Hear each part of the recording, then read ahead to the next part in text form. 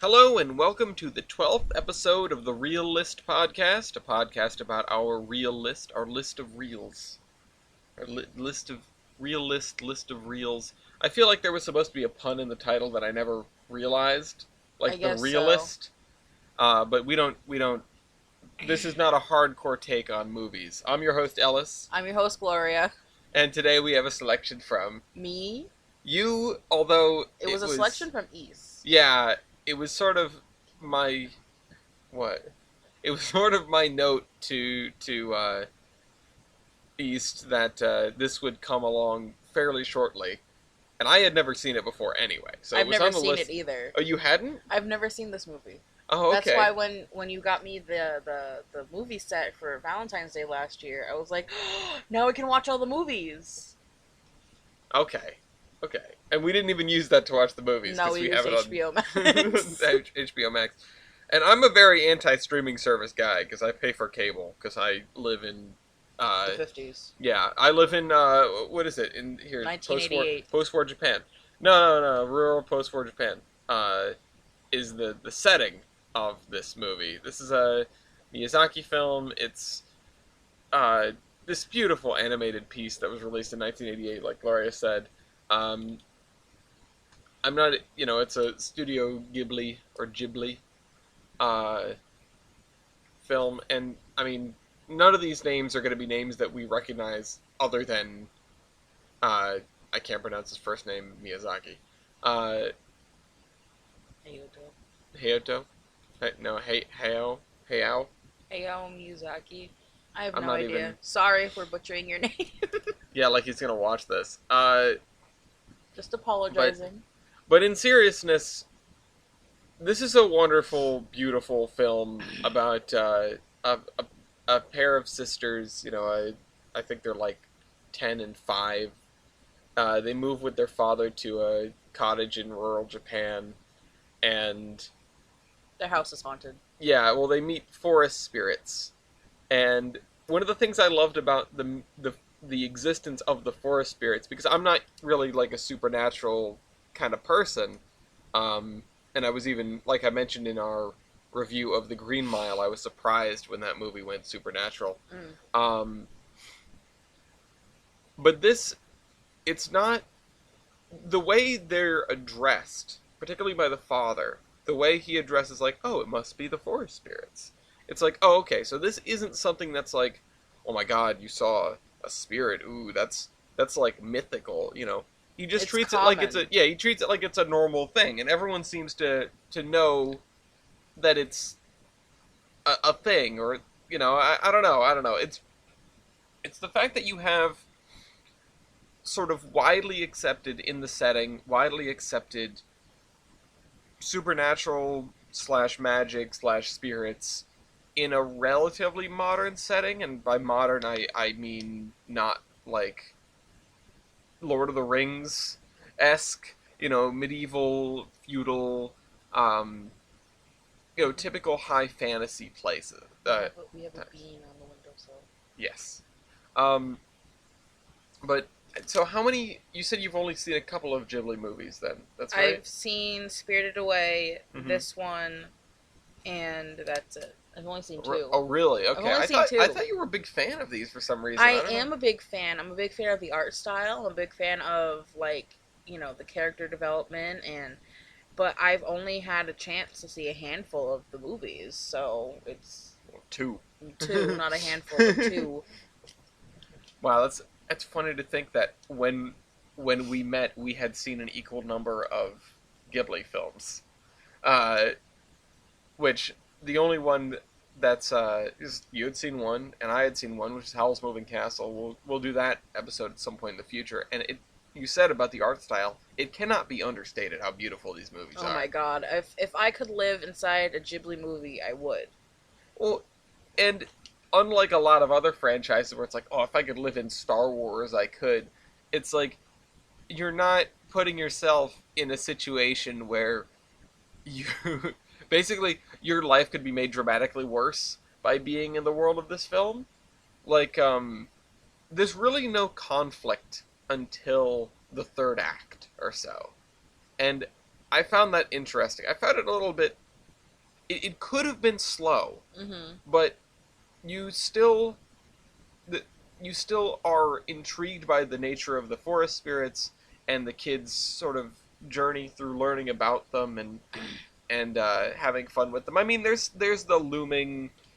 The mom is sick and in the hospital, but other than that, there's no real life or death. Like, oh God, something's gone wrong and we need to figure out, how to fix it. It's just like, um, what do you remember the girls' names? This is gonna be a It was May and let me hold on. yeah, Let me if I can scroll up and see her name, I probably would be able to. Satsuki and Mei. Uh, and Mei meets Totoro. May is the first one to meet Totoro. Yes, Hmm. she follows one of the little Totoro ghosts into the forest, into the secret garden is what I think is another Ghibli movie, and she falls into the tree pussy, as you like to call it. It looked like it, okay? Okay, yeah, you see a shiny acorn through a slit in a tree, and you automatically think tree pussy. Well, the shiny acorn isn't what gave it away. I don't know why that. That doesn't factor in. It The was. shiny acorn was the clit. Um, Note but to everyone: don't use Ghibli movies for sex ed. There was that the bath scene where you were like, whoa. yeah, I was very taken back by that bath scene. uh, We'll talk about that in a second. But May is the first one to meet the forest spirits. She falls through the hole in the tree, and she falls on Totoro. Well, no, does she? No, she grabs his tail. yeah, she falls into like the. Does she fall right on him?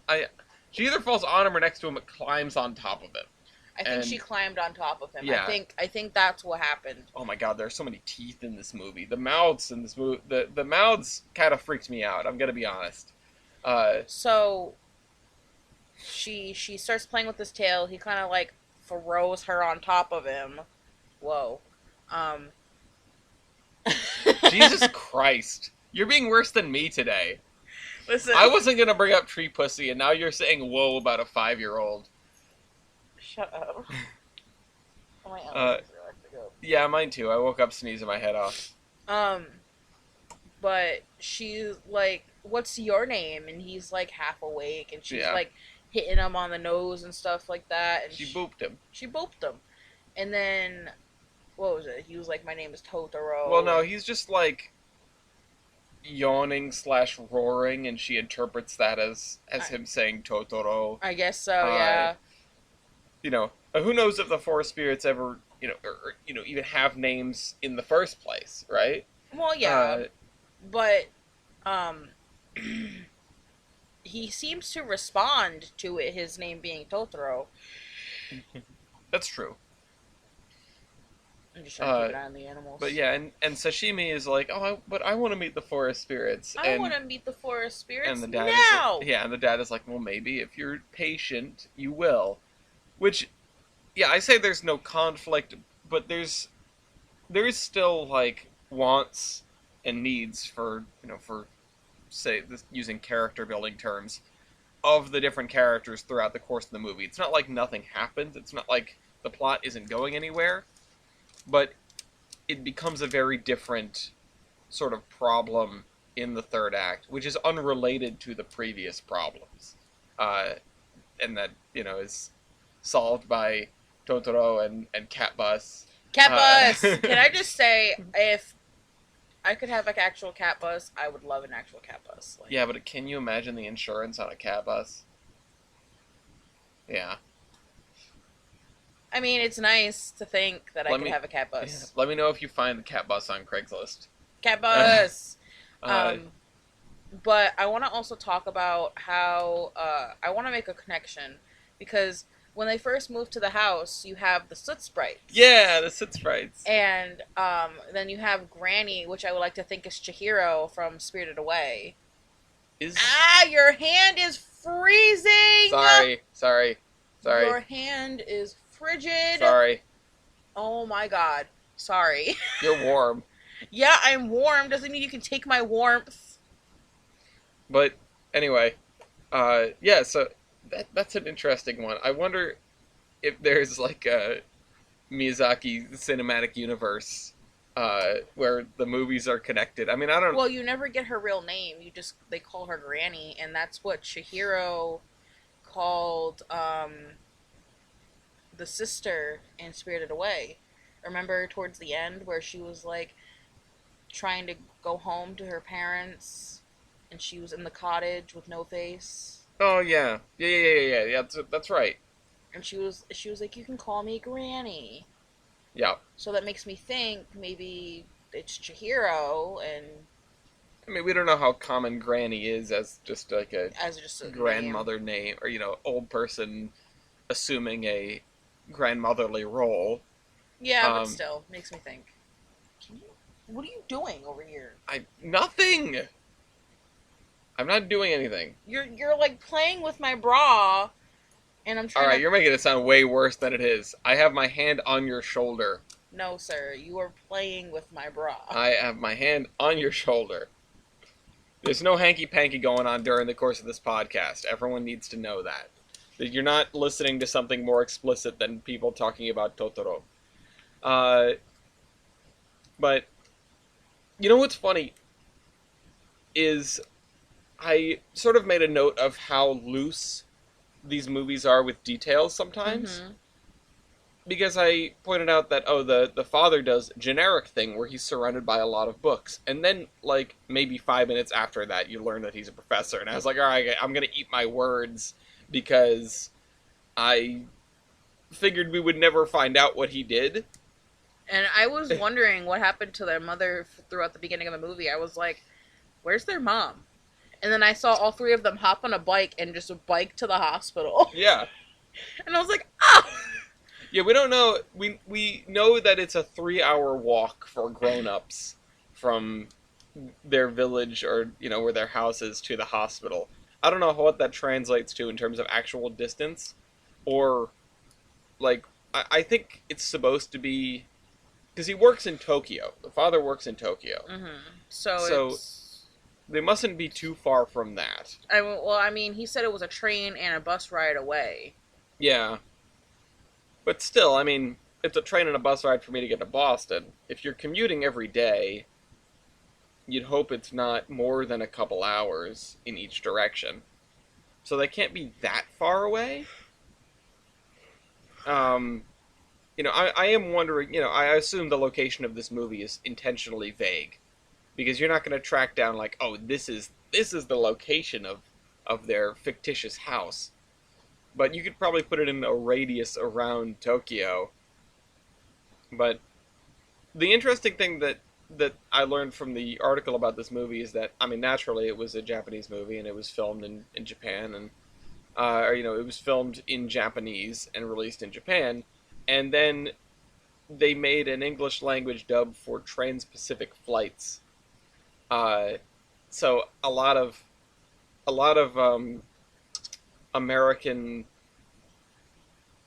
introduction to this movie is probably just due to being on a plane for 12 hours, or however long a trans-Pacific flight is, and seeing, oh, what's this weird movie? I kind of want to watch this movie in Japanese now.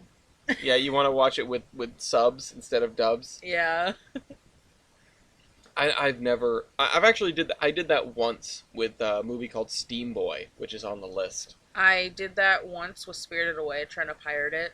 Oh, yeah? Yeah, and it only gave me Japanese, and didn't give me the English version, it gave me Japanese subbed, and I was like, I can't sit behind this and watch this movie. It's because I haven't seen it Spirited Away in so long. I was like, I want to watch this movie, but I don't want to sit through it in Japanese.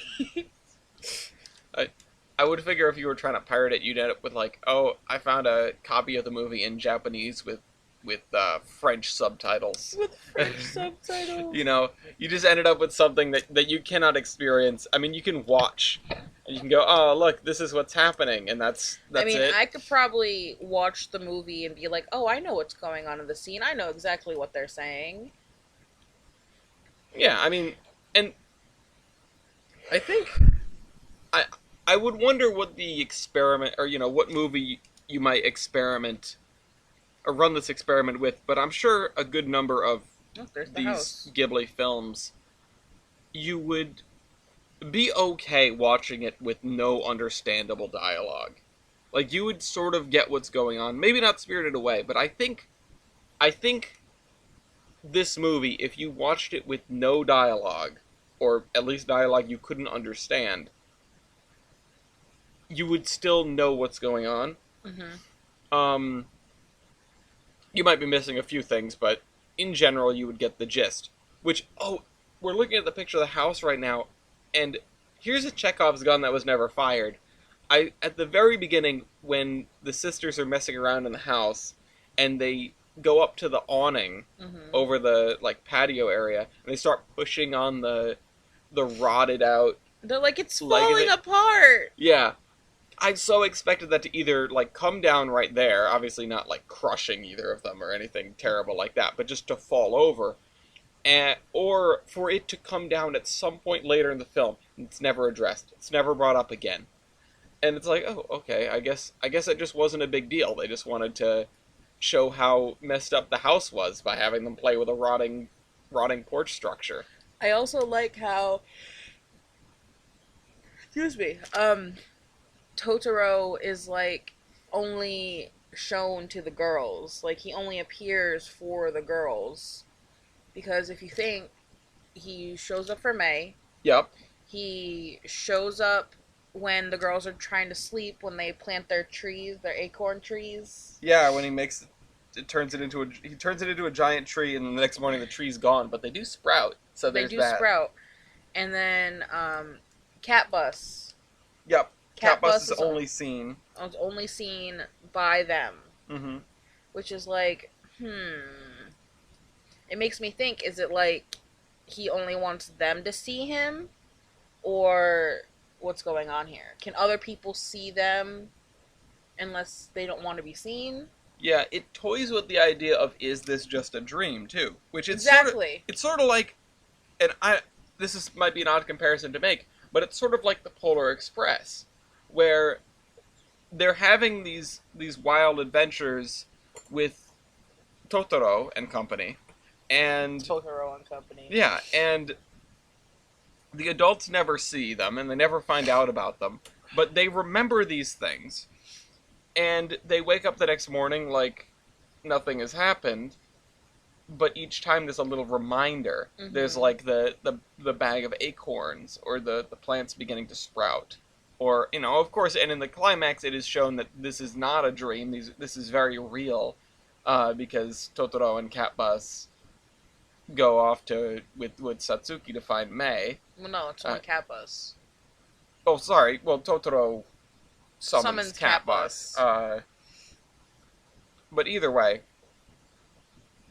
that's it is treated as like, for the beginning of certainly the beginning of the movie, it Mm-hmm. is treated as like a, ooh, she could have just imagined that. And that's when the father says, oh, it must just be the forest spirits. Maybe you'll get to meet them too, Satsuki. And that's when it sort of clicked to me like, oh, no, that wasn't a dream. That's just the rules of the supernatural that we're dealing with in this world. And I think that's a good way to address it, Mm-hmm. because otherwise, if the father wasn't so certain that they exist, you'd probably spend a good portion of the movie going, well, I don't know if this is real or not. Mm-hmm. Are they? Is this something that's actually happening, or are they just kind of losing it? And is there something sort of weirder and less firm, going on here? I don't know how else to phrase it, but it's like, is this in that gray area where maybe the spirits exist and maybe they don't until the very end, where it's revealed that, oh, they absolutely do? Or is it, yes, the spirits definitely exist and this is just the rules that they abide by? And the father addressing this, Mm-hmm. and also Granny addressing it,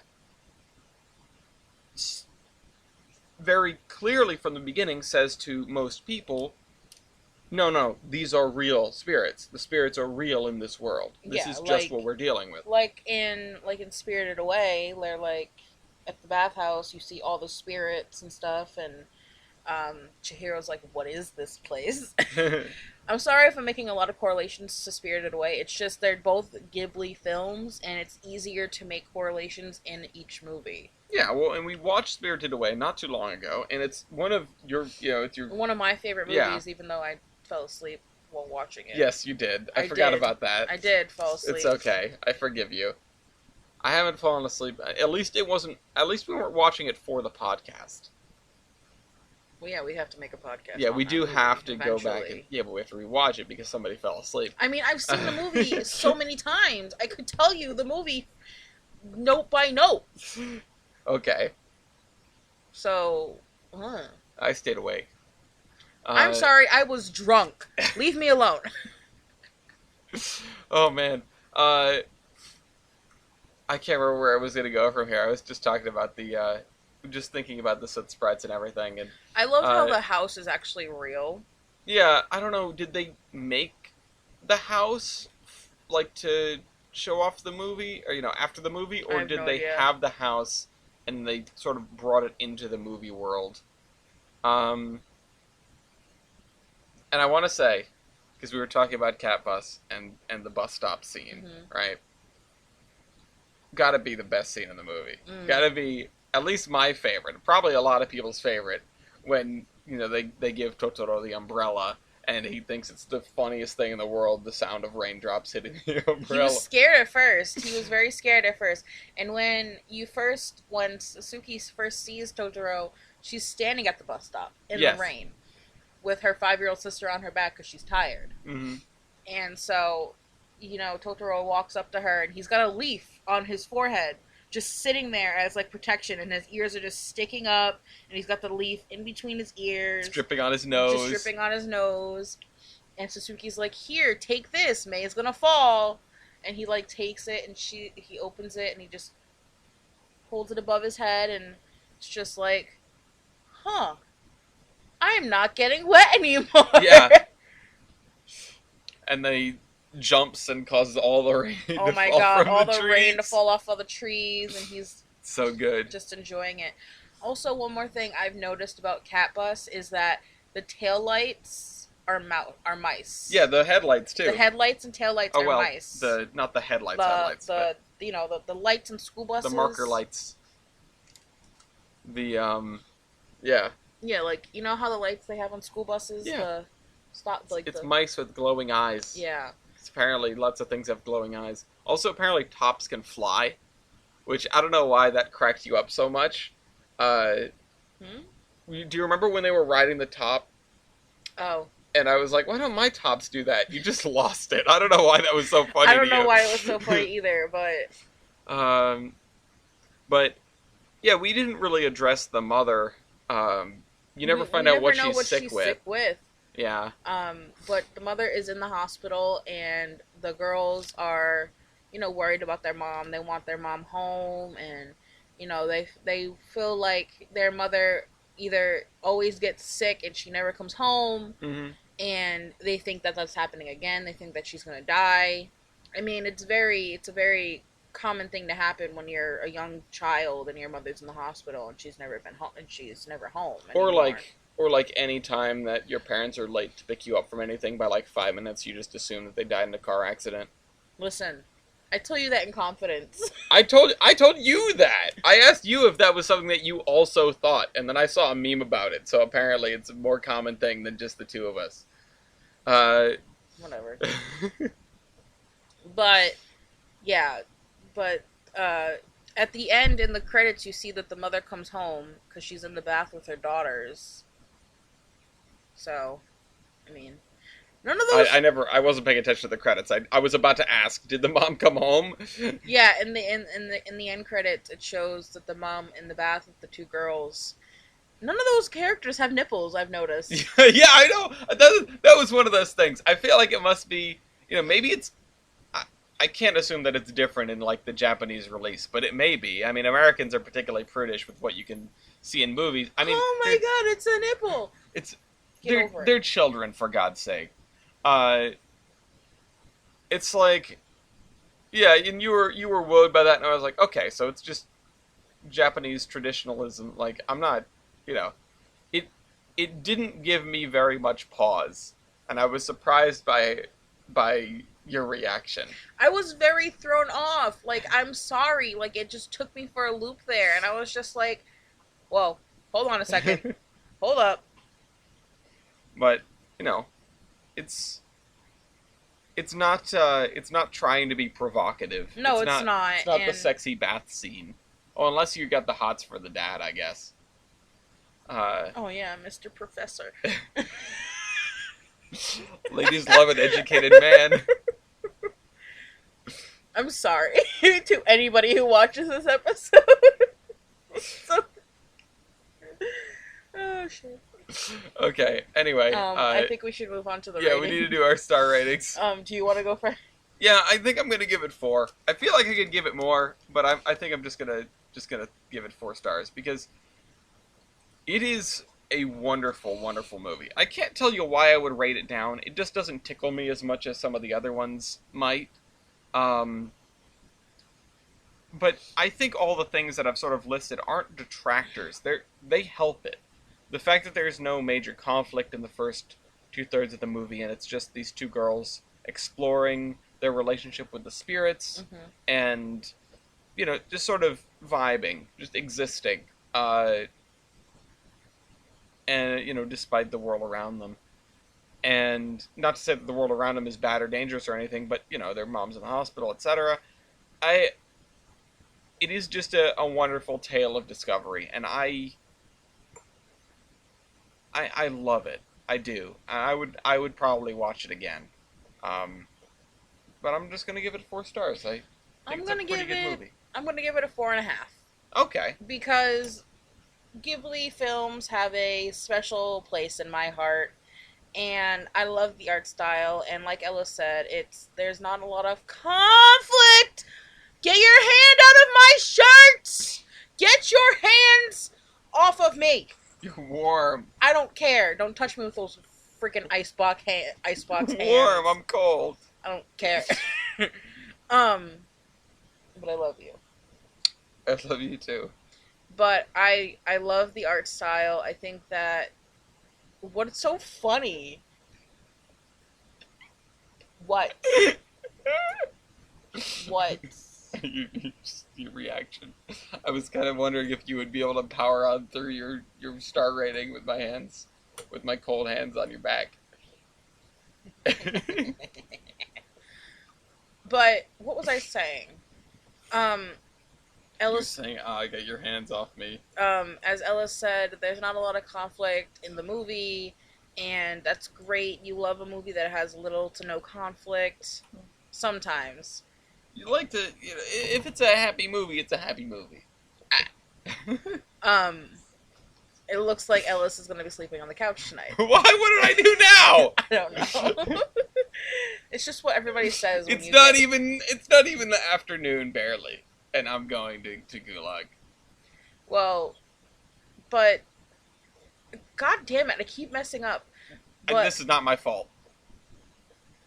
But I love the story, and I love how it, brings the sisters closer together. Not that they weren't close, but it makes them closer, and it makes them, realize that, if they don't have their parents, they have each other. And can we talk about the little boy? I was about to say we haven't talked about the little boy's arc at all, and how he wants nothing to do with the kids, the girls, because they definitely have cooties, and then eventually he helps Satsuki. Yeah, Satsuki find Mei. I think big simpin' over there.